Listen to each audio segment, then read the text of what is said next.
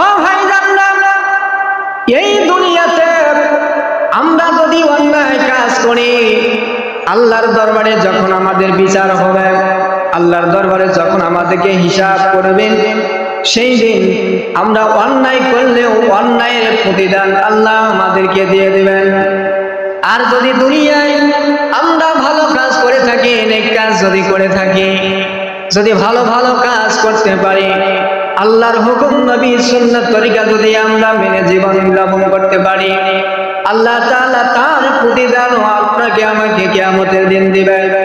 আল্লাহ বলেন, ইয়াউমা তুরজাউনা, ওই দিনকে তোমরা ভয় করো যেদিন তোমাদেরকে আমার কাছে ফিরে আসতে হবে। সেই দিনকে তোমরা ভয় করো যেদিন তোমাদের হাতে তোমাদের কর্মফল দেওয়া হবে।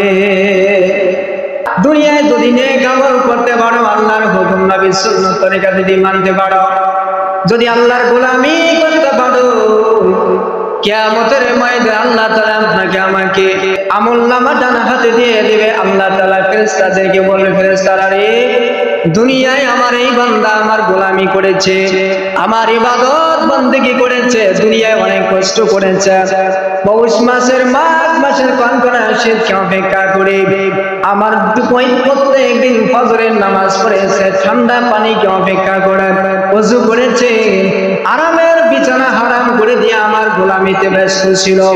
দুনিয়ায় আমার বান্দা আমার কোন নিয়ামত সুখ স্বাচ্ছন্দ্য ভোগ করতে পারে নাই। তাড়াতাড়ি করে যা, আমার এই বান্দাকে জান্নাতের দরজা দেখিয়ে দাও।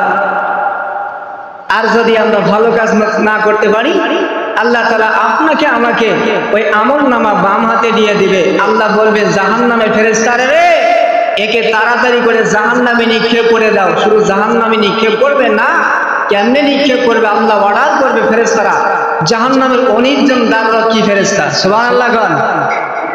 কয়জন? 19 জন জাহান্নামের দ্বাররক্ষী ফেরেশতা আছে।